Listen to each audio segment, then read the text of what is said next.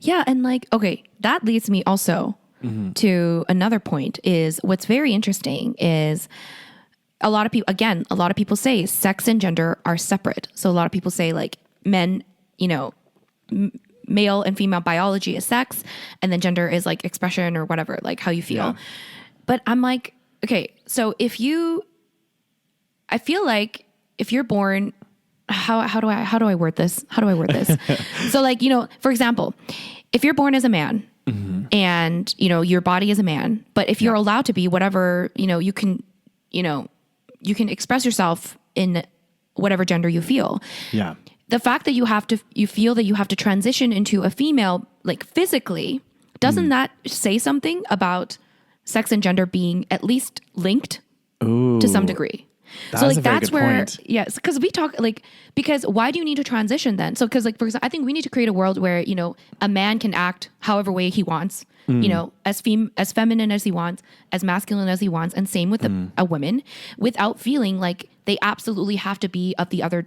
So that's the thing. That's another thing why I think a lot of kids, I think they say that a lot of kids that feel that they are transgender actually end up being like gay.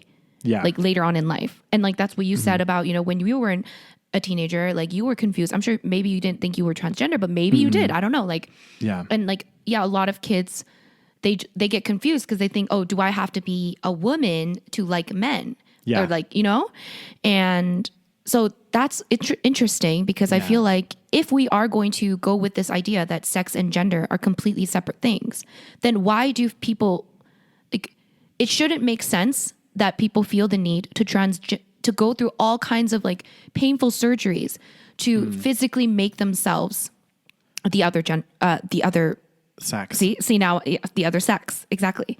So we are like in some way it is linked. Like sex and gender are linked. 99% of the population identifies with the same sex and gender that they are, right? Yeah.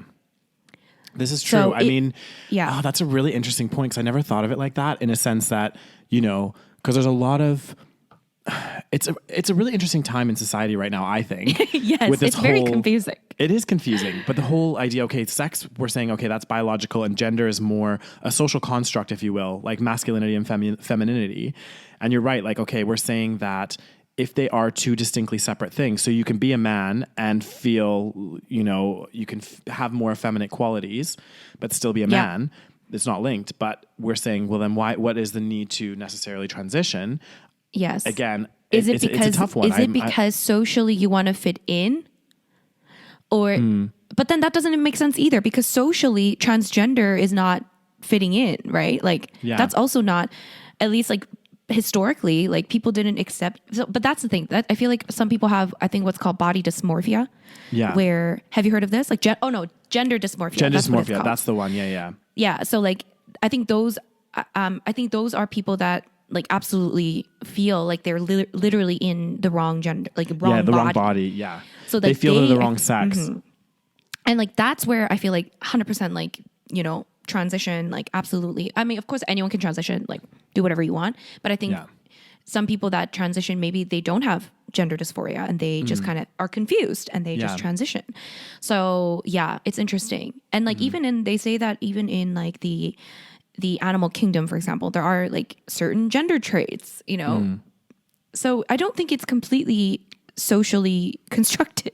Yeah, is what I'm saying. I think it's a really tough one because like when you look at like gender, male versus female, what makes a man, what makes a woman? Again, this actually links in nicely to the whole thing about masculinity and femininity. And I think again, I keep saying this, but we're in a really interesting time because we're talking about all of this stuff and a lot of things are shifting. So like certain ideas, because I think masculinity in itself is a construct as to what makes a man per se. There's certain aspects of it which I agree with you, which are biological traits. But then I do think there's some of it where we've kind of constructed this as society. Like, for example, like men like the color blue and women like the color pink. 100%. Yeah, that's 100% socially constructed. And it's quite interesting because this was another point that I wanted to talk about, kind of like moving away from the trans side of it and into more kind of like, masculinity in itself. it's quite interesting in a sense that like a lot of the whole model of what used to work when we were like our parents and grandparents were growing up was the man was like the breadwinner. He, you know, went to work. The woman stayed at home, made kept the house clean, looked after the kids. And the man didn't really have to do that much per se. And now we're in an interesting time where you mean like in the house? Yeah, exactly. House-wise. So his job was like going and working, right? Exactly. And we're in a time period now where actually a lot of that's shifting, where actually it's kind of an equal power distribution, I guess, if you want to say it like that. It's not really though, because not to be all like feminazi, okay? Yeah. But it's not actually equal because men now, both people are working usually. I mean, maybe not usually. I'm not sure about the statistics, but a lot of families have both men and women working, joint and incomes, they still say that women are doing the majority of the housework still. Yeah. So women are working and doing the housework most of the time. But do you think that's like that is interesting? Do you think that's something like at least for our generation maybe that's changing because like I don't know like how it like. For example, if you moved in with your partner, you would expect them to do equal shares of housework, no? I would probably expect it. I think that, again, maybe women as a whole, generally, again, speaking generally, feel more like, I don't know. I feel like boys are messy. I mean, it depends though, because I've met some guys. It depends. I've met some really OCD guys that are like super like clean freaks.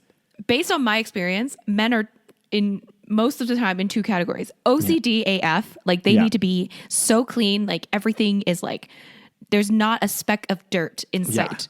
And then the other hand, they're just messy. So it's one or the other.